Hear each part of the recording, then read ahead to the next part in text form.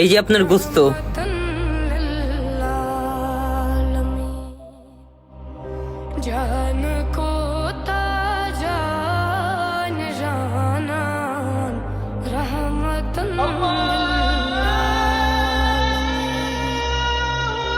ভাই আমি যে জুম্মার নামাজটা পড়ে আহি। যা পইরা আয়, রোজার থেকে 150 টাকা কম পাবি।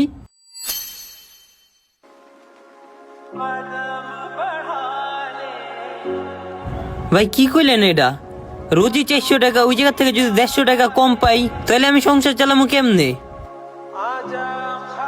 তাইলে আমি কি করবো? এই বেটা, তোরা কি আমি নামাজ পড়ার লেগে রাখছি? আমার একটু পরে কাস্টমার আইবো, ওই কাস্টমারকে পরে মাল দিব কেডায়?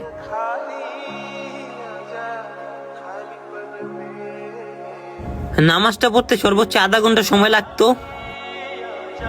আধা ঘন্টার ভিতরে যে আমার 20টা কাস্টমার আয় ঘুরে যাইবো। নামাজ পড়তে যেতে চাইলাম, আল্লাহ পাকের বান্দার উপরে দয়া দেখাইতে পারলেন না। এমন হইতে পারে কালকে আল্লাহ আপনার প্রতি দয়া দেখাইবো না।